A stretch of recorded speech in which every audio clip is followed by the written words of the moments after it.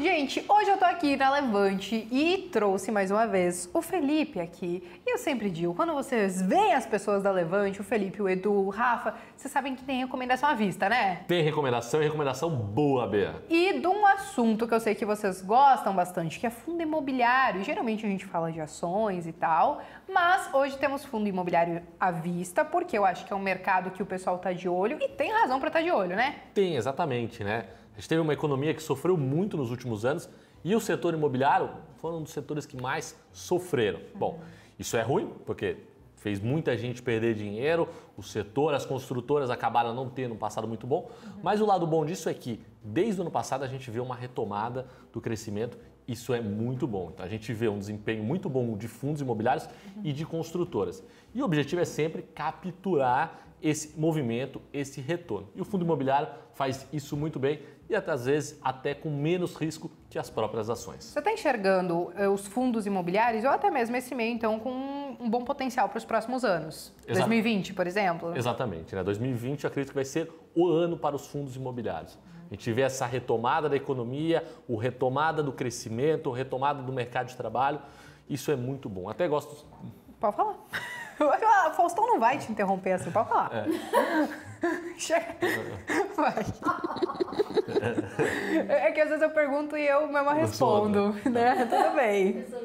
Segue o baile, vem. Um fato antecedente a tudo que ajuda a verificar como que vai ser o futuro, né? Como que a gente consegue prever o que vai acontecer nos próximos anos é a cidade de São Paulo. A cidade de São Paulo tem uma dinâmica própria. Aqui você tem muitos setores ligados ao financeiro, muitos setores ligados ao consumo, empresas que acabam respondendo mais rapidamente aos choques. Ou seja, primeiro responde São Paulo, muito mais dinâmico, e depois no resto. Entendi. E em São Paulo a gente vê um choque já, um crescimento bem forte. Para as próprias construtoras, que acho que a gente já falou em outros vídeos aqui do canal, a gente já viu uma bela de uma melhora nesse ramo imobiliário, né? Exatamente. E você olhando um pouco para a vida real, você passeando em São Paulo, você vê a quantidade de prédios, empreendimentos que tem. 6 meses atrás, aqui perto da Levante, né, onde a gente está gravando, não tinha construção praticamente nenhuma. Você olha para a janela assim, tá? Você olha, tem grua, tem construção. A gente contou aqui, tem em torno de 6 empreendimentos saindo em volta de 4 quarteirões, que 6 meses atrás não tinha nada. Entendi. Você vê que o negócio então está retomando. Tá ficando aquecido. Exatamente. E aí, ok, a gente entendeu que isso pode ser um caminho que a gente pode ser percorrido pelo investidor, mas existem alguns cuidados que a gente tem que tomar, né? Exatamente. Tem que escolher os ativos certos. Como escolher os ativos certos olhando para fundos imobiliários? Então, Bea, você tem que olhar para uma série de fatores, né? Isso é muito importante. Um fundo imobiliário nada mais é do que uma estrutura que compra ativos imobiliários. Então, no final do dia, você tem que olhar para os ativos, para os imóveis que o fundo imobiliário detém. Então, esse é um ponto muito importante. Tem que olhar para a liquidez desse fundo imobiliário em bolsa, porque a gente tem muito fundo imobiliário que tem baixa liquidez, isso acaba atrapalhando muito o Você investidor. compra e não consegue vender, ou pelo menos às vezes tem que aceitar uns preços que não era aquilo que você queria vender depois. Exatamente. Então tem que olhar no dia a dia como é a liquidez desse fundo para te ajudar e não te prejudicar. Toda aquela história de monoinquilino, monoimóvel, tudo isso já está naquele primeiro item de olhar o que tem no portfólio desse fundo e entender do que se trata, onde que ele investe, é isso? Exatamente, né? Então você tem que ver a qualidade, né? Quando você compra, por exemplo, um monoativo, tem um ativo só, você aumenta o risco da sua carteira. Então você acaba olhando com mais profundidade, tentar entender quantos imóveis esse fundo tem, quem são os inquilinos desses imóveis. Isso é um fato muito importante, principalmente para ativos ligados à logística. Esse é um fato muito importante que tem que ser analisado. Tivemos casos, acho que não tão recentes, mas de que era monoinquilino, o inquilino saiu de um dos galpões logísticos e no fim das contas o fundo ficou sem receita, não tem o que distribuir com os cotistas. Né? Exatamente, aconteceu muito isso no Rio de Janeiro, porque o Rio de Janeiro era muito dependente do setor de petróleo e do setor de gás. E a estrutura desse setor mudou completamente no Brasil. Então, caiu bastante, a gente teve uma grande vacância no Rio de Janeiro. Então, a gente tem lá grandes imóveis, grandes estruturas que estão praticamente vazias, há fantasmas lá dentro, porque não tem. Você tinha uma estrutura muito grande que o setor de petróleo demandava, que hoje não é ocupada por ninguém. Entendi. Mas algum outro ponto que precisa ser observado? Preço de entrada, isso conta. Ah, entendi. Porque não adianta você comprar algo bom por um preço muito elevado. Você vai ter algo bom, mas que não te retorna o que deveria. Tem que manter atenção. E aí, para olhar a questão de preço de fundo imobiliário, você acha que olhar o PVP serve? Serve, ajuda, né? Não dá para olhar só ele, mas você tem que olhar estruturalmente outros fatores. Tem algum limite? Por exemplo, se olhar um PVP de um fundo imobiliário, sei lá, em 2 vezes ou acima de 1,5, você acha que isso já está caro? Porque ele está sendo negociado acima do seu valor patrimonial? Depende da situação. Tem casos que isso pode indicar que está caro, mas tem outros casos que não. Então tem que analisar caso por caso, tentando observar a estrutura do fundo e o que aquilo representa. Não dá para ficar em só um índice, tem que ver a estrutura, tem que ver o fluxo futuro de recebimento desse fundo, os locatários, a estrutura jurídica por trás de todas essas locações. Então tem muita coisa que você tem que analisar conjuntamente para analisar e escolher um fundo imobiliário de qualidade, que é ali retorno, rendimento e principalmente segurança.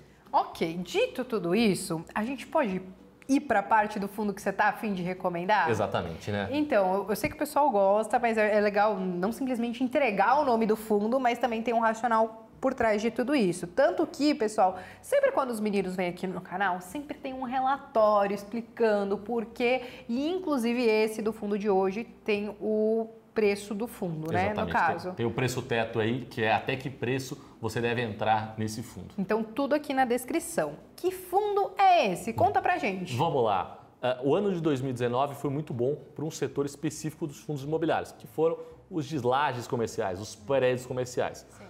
A gente teve aí uma demanda aquecida e uma oferta ainda pequena. Isso fez com que os preços subissem e também muitos contratos eram antigos. E na hora da renovação a gente já está vendo uma renovação por um preço bem maior, mostrando aí que o mercado está aquecido. Teve um fundo que vocês recomendaram, se eu não me engano, foi início do ano ou fim do ano passado, que foi o Terra. E aí muita gente disse assim, acho que não, mas o negócio subiu pra caramba, ele deu uma boa rentabilidade, né? Exatamente. A parte boa é que temos hoje, então, mais uma recomendação de fundos, pessoas, então vamos lá. Exatamente, o Terra tem um excelente desempenho, apesar de ser monoativo, se você conseguir analisar, estruturar muito o seu call, faz sentido. E o Terra foi um excelente retorno. E até porque, Felipe, quando uma pessoa vai colocar algum fundo imobiliário na carteira, geralmente ela pode fazer uma carteira com vários, né? Então, você vai até ter um fundo imobiliário que é monoativo, mas você tem outros que não são, que envolvem menos risco. Exatamente. Talvez, né? Então, é o certo a se fazer. Boa. Principalmente quando eu uso monoativo na minha carteira, eu tento usar uma parcela menor e ele é muito interessante porque você consegue escolher exatamente o prédio que você quer. Aquele multiativo que iria representar X% da sua carteira, se você dividir ele entre monoativos, vai ser X sobre 4 e você consegue uma estrutura melhor, o prédio exatamente, e acaba não comprando coisa ruim que às vezes a gente vê nos multiativos. Entendi. Mas o fundo que a gente tem hoje, ele não é de laje corporativa, né? Ele é de... logística. O pessoal gosta disso aí, viu? Exatamente. Falei recentemente até lá no canal sobre um dos fundos que estava em fase de IPO, que era o do Banco Inter. Também vai ser nesse setor de logística. Mas qual que é o seu fundo? Exatamente. O setor de logística é muito bom. O olhar aqui é para o ano de 2020. Então, eu acredito que o ano de 2020 vai ser muito bom para o setor imobiliário, mas ainda melhor para o setor de logística. A gente vê uma retomada muito grande desse setor, que ainda não é modernizado. Muito dos centros logísticos que existem ainda são bem antigos, ultrapassados. Essa nova geração de logística é muito boa, muito melhor, mais eficiente, mais barata. E o ponto principal, Bea, é a localização desses ativos. Então, eles têm que ser sempre localizados perto de grandes cidades, perto de grandes centros urbanos, que faz toda a diferença, né? Está no momento... Qualidade do imóvel, né? Exatamente, a qualidade do imóvel é muito importante. A gente está no momento que o varejo eletrônico cresce bastante. A gente tem Magazine Luiza crescendo a taxas exorbitantes, via varejo, e uma demanda cada vez maior da sociedade, das pessoas, em comprarem e chegarem, em comprar determinado produto e chegar rápido. Então a gente vê uma demanda maior por bons ativos com boa localização. E nesse cenário, Bea, a nossa recomendação para aproveitar esse momento que a gente vê que é único no Brasil, eu vou fazer uma recomendação nesse setor que eu gosto tanto, que é o XPLG11, o fundo que é gerido pela XP, que faz um trabalho excelente aí nesse fundo muito bem estruturado. Ele performou muito bem nos últimos meses, pelo que eu dei uma olhada, né? Exatamente, ele retorna muito bem e cada dia a gente espera que ele retorne melhor ainda. Ele, nos últimos 12 meses, eu vi que ele estava com um yield alto, aí, se não me engano, de quase 8% ou até mais do que 8%. E vocês têm essa perspectiva, talvez, de que ele continue entregando bons resultados para os próximos anos, é isso? Os últimos 12 meses foram muito bons para o fundo, né? Teve um retorno muito bom. Mas a perspectiva é que esse valor vai diminuir um pouco, claro, mas ainda vai continuar muito bom. A perspectiva é que para os próximos 12 meses ele entregue em torno de 6,5% de yield, ou seja, os aluguéis isentos de impostos vão cair na sua conta em torno de 6,5% do valor investido. O que é acima de uma Selic. Exatamente. E o que acho que o principal disso é que são resultados constantes, né? Não tem uma oscilação tão grande assim de yield desse fundo que você trouxe pra gente, Exatamente, né? São bons ativos com boa localização, com bons inquilinos, né? O fato muito importante do logística, que é o caso desse fundo, é que ele tem uma série de contratos atípicos, ou seja, contratos que não seguem a lei do locatário, o Código Civil, são específicos que protegem o locatário. Então, protege o fundo. Isso é muito importante, deixa uma estrutura jurídica mais forte e é muito melhor para o dono do fundo, que no fim do dia é o acionista, é quem compra as cotas do fundo. Ele tinha, o fundo, uma gestão mais passiva. Então, ele tinha uma série de ativos logísticos de forma passiva. Então, ele comprou e deixou lá. Mas a gente viu uma mudança no perfil de gestão. Então, ele mudou essa gestão passiva. Então, ele mudou. Passiva? Não falei. Tá. Eu falei passiva. Passiva. Nova palavra. Ele é meio passivo e meio ativo. É isso. Então ele mudou essa gestão passiva que ele tinha para uma gestão mais ativa, escolhendo bons ativos e fazendo isso de uma forma mais dinâmica. Nesse momento, isso é muito bom, principalmente em relação ao macro que a gente passa. Então ele vai aproveitar muito esse momento.